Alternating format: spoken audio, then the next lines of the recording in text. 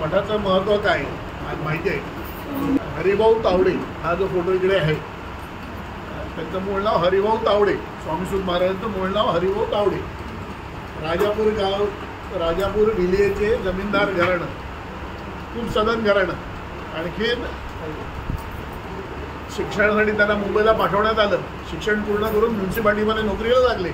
नोकरी करत असताना दोन मित्र पंडित आणि खत्री यांच्याबरोबर वेगवेगळ्या व्यवसायांमध्ये पैसे गुंतवायचे.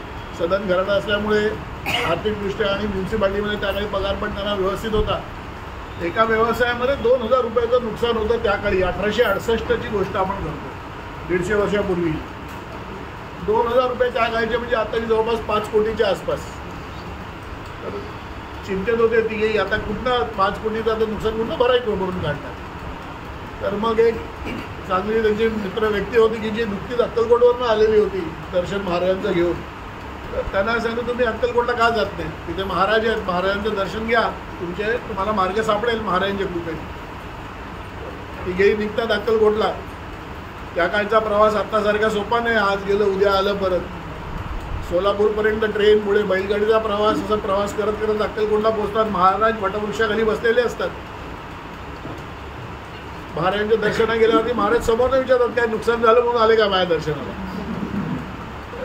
जात चाल तुमचं सगळ्यांचं कल्याण केलंय मी. महाराज आशीर्वाद देतात. तिघेही परत येतात. परतीला जवळपास 7-8 दिवस लोटलेले असतात त्यांना जाऊन यायला. बघतात तर दारामध्ये एक व्यक्ती उभी आहे. अरे होतात कुठे तुम्ही, माझे 4 चक्रा झाल्या, माझ्याकडे पैसे गुंतवलेत व्यवसायामध्ये, त्याचा सगळा फायदा घेऊन आलोय मी. नुकसान भरून वरती फायदा झालेला असतो. एवढी महाराजांची कृपा झाल्यावरती म्हणतात परत आता अक्कलकोटला जायचं. तिघेही अक्कलकोटला जातात. पंडित आणि खत्री दोघांनाही महाराज गुरुमंत्र देतात, आशीर्वाद देतात. पण जेव्हा हरिभाऊ जाऊन पार डोकं ठेवतात तेव्हा स्वामी म्हणतात अरे तू माझा सूत आहेस, मुलगा आहेस तू माझा. तुझा जन्म ह्या सगळ्यासाठी नाही आहे. कर्माचे भोग कोणाला चुकलेले नाही आहेत. तसे तुला देखील नाही. तर ही 25 वर्ष तुला ते कर्माचे भोग भोगायसाठी दिलेले होते. त्याच्या पुढचं तुझं जे आयुष्य आहे ते माझं कार्य करण्यासाठी आहे. साहजिकच प्रश्न पडतो मला थेट मुलगा का म्हणतात महाराज. शिष्य नाही काय, मी ना सेवा केली ना काही केलं. महाराज 1857 साली अक्कलकोटमध्ये आलेले आहेत. ही घटना 1868 सालची. 11 वर्ष महाराजांना अक्कलकोटमध्ये झालेली आहे. बाळप्पा महाराज, चोळप्पा महाराज, रामनाथ महाराज, काही भक्तगण आहेत तिकडे स्वामींच्या आजूबाजूला महाराजांची सेवा करतायत. त्यांना कधी महाराजांनी मुलगा नाही म्हटलं. मी काही न करता मला थेट मुलगा का म्हणता महाराज, प्रश्न विचारतात महाराजांना. महाराज असतात, जवळ बोलवतात, मांडीवर बसवतात आपल्या. माझं मग पोट केवढं मोठं आहे बघ, मला आठ ठेव. आणि त्यांना ध्यान अवस्थेमध्ये घेऊन जातात आणि महाराज आपले सगळे गतजन्म त्यांना दाखवतात. महाराज अक्कलकोटमध्ये आलेले असताना महाराजांचं वय 700 वर्ष आहे. 700 वर्षापूर्वी हस्तिनापुरामध्ये पंजाबच्या इथे छेलेखेडे म्हणून आपण आरती घालतो, छेलेखेडे ग्रामी तू अवतरलासी. तर ते पंजाबमध्ये हस्तिनापुरामध्ये तिथे एका त्या वटवृक्षाखाली विजयसिंग नावाचा एक मुलगा, 8 वर्षाचा मुलगा वटवृक्षाखाली गोटे खेळत असतो. एकटाच खेळत असतो. एक स्वतःचा डाव, एक भगवंताचा डाव. असं गोट्या खेळता खेळता दुपार होते. धरणीतनं ओम ओम ध्वनी यायला लागतो. धरणी दुबंगते आणि 8 वर्षाचे आपले स्वामी प्रगट होतात तिथे. प्रचंड तेज असतं. डोळे झाकतो विजयसिंग. स्वामी आपलं तेज कमी करतात. तर कोण आहात तुम्ही? मी त्याशी खेळायला आलोय. स्वामींची लीला असते. मी तुझ्याशी खेळायला आलोय, तुझा मित्र आहे मी. माझं नाव नृसिंहभान. स्वामींनी जे पहिलं नाव आपलं सांगितलंय, माझं नाव नृसिंहभान. तुझ्याशी खेळायला आलोय मी. स्वामी खेळायला लागतात गोट्या त्याच्याबरोबर. संध्याकाळ होते. म्हणतो चला घरी माझ्या. स्वामी घरी जातात. त्या आईला सांगतात मला दूध दे आई. तर ते आई म्हणते गाय तर भाकड आहे. तर म्हणतो भांडं तर घेऊन जाई. तर भाकड गाय दूध देते. अशी ही स्वामींची सगळी लीला असते. आणि मग स्वामींना आठवण अरे तो विजयसिंग म्हणजे तू, की ज्याच्याशी मी धरणीवर पहिल्यांदा संवाद साधला, ज्याच्या घरी मी पहिल्यांदा अन्नग्रहण केलं. आणि मग सगळे त्याच्या पुढचे सगळे जन्म दाखवतात. आणि आता तुझा हरिभाऊ म्हणून जन्म झालेला आहे. आता याच्यामुळे तू माझं कार्य कर. संसार वगैरे लुटून टाक तुझा.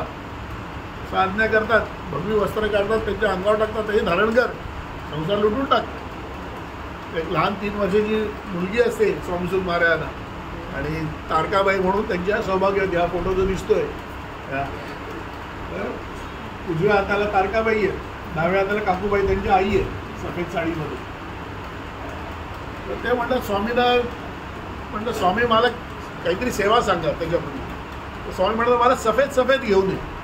तर सफेद काय स्वामी, तुम्ही तर दिगंबर असता. स्वामी आपला उजवा पाय पुढे करतात. तर मग चांदी सफेद म्हणून चांदीच्या खडावा मुंबईला येऊन घडवतात आणि अक्कलकोटला घेऊन जातात. स्वामी इतर वेळेला काय करायचे, नुसतं पाय लावायचे आणि आपल्या खडावा प्रसाद म्हणून देऊन टाकायचे. 5 मिनटं जेमतेम धारण करायचे, 10 मिनटं धारण करायचे आणि प्रसाद म्हणून देऊन टाकायचे. पण ह्या पादुका स्वामी 14 दिवस रात्र धारण करतात. रात्री देखील झोपताना काढत नाहीत. आणि ह्या धारण करत असताना सगळ्यांना शिष्याला सांगतात हे माझं आत्मलिंग आहे. आता आत्मलिंगाचं महत्त्व तुम्हाला माहिती आहे का? रावणाने भगवान शंकरांकडे तपश्चर्या करून मागितलं, ते आत्मलिंग मागितलं त्यांचं. तसं स्वामींनी म्हटलं हे माझं आत्मलिंग आहे. आणि 14 दिवशी सगळ्या शिष्यांना बोलवतात, स्वामीसुद्धा महाराजांना बोलवतात. त्या पादुका स्वामी महाराज काढतात, डोक्यापासून पायापर्यंत स्वतःच्या शरीराला त्याचा स्पर्श करतात आणि स्वामीसुद्धा महाराजांच्या डोक्यावर ठेवून त्यांना आज्ञा करतात, समुद्रकिनारी जा, किल्ला बांधा, धर्माची ध्वजा फडकवा आणि जे आडले नडलेले येतील त्यांना ह्याच्या पुढे तुम्ही मार्ग दाखवा. ही माझी मुंबापुरी गादी असेल.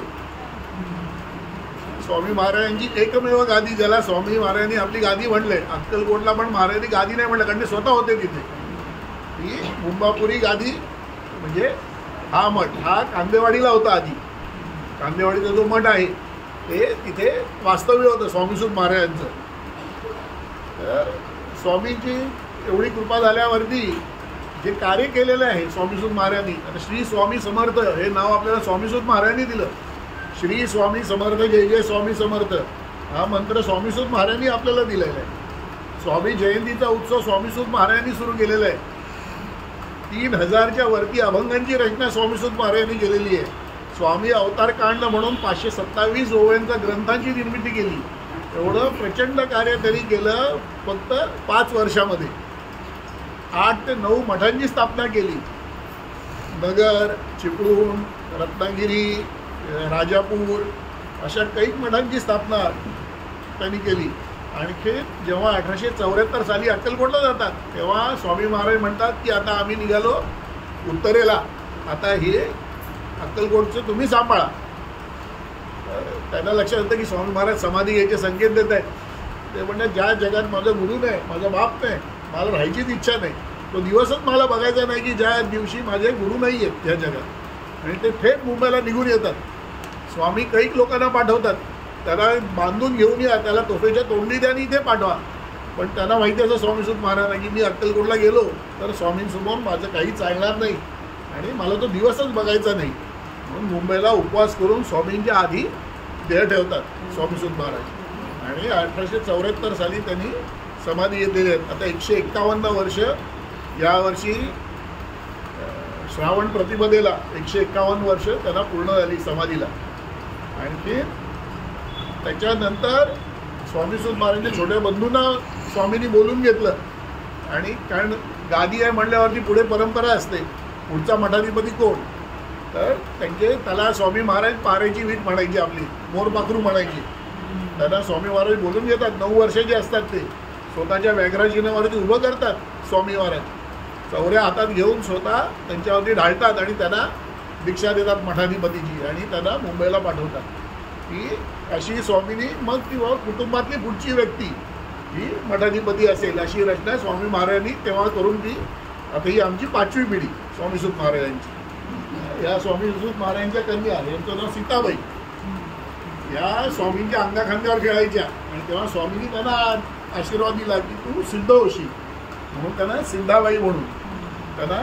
तर 1874ला स्वामीसुत महाराजांनी देह ठेवल्यावर 1874 ते 1906 दादा महाराज स्वामीसुत महाराजांचे छोटे बंधू, 1906 ते 1949 सिद्धाबाई नंतर 1949 ते 2017 हे आमच्या आईवडिलांचे फोटो आहेत. माहिती वडील त्या आई तिथे 2002 साली वडिलांनी देह ठेवला, 2017 साली आमच्या आईने देह ठेवला. आणि त्याच्या 2017 पुढे आता आम्ही आमचं जे नलावडे कुटुंब आम्ही 3 भाऊ सगळी मठाची सेवा आपण स्वामी महाराजांची आमच्या हस्ते होत असते. असं या मठाचा ज्याला 1915 साली कांदेवाडीतनं आजीनी इकडे चेंबूरला हा मठ शिफ्ट केला. 8 वर्ष मठाला देखील यावर्षी नेमकी झालेली आहे.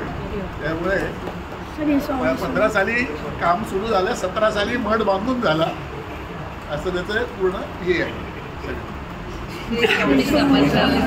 हा जो प्रयत्न होता तर ते सुरुवात करताना एक संकल्प केला होता, मनाशी निश्चय केला होता की महाराजांनी किमान 108 नामस्मरण तरी करून घ्या. दर महिन्याला किमान एक, काही वेळा जास्ती होतात, पण किमान एक नामस्मरण. आणि 108 नामस्मरणाचा, सलग नामस्मरणाचा जो संकल्प होता, तर त्यातील आजचंही जे नामस्मरण आहे ते 108व नामस्मरण आहे. आणि आता दर्शन घेताना विजूदादांनी याला पुष्टी दिली की मठाचं हे 108वं वर्ष आहे.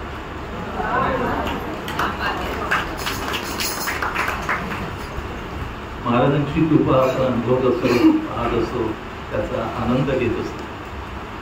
तर या 108व्या सलग नामस्मरणाला सुरुवात करूया. आणि सुरुवात आपण राष्ट्रगीताने केलेली आहे. प्रार्थना केल्या आणि नेहमीप्रमाणे सुरुवात.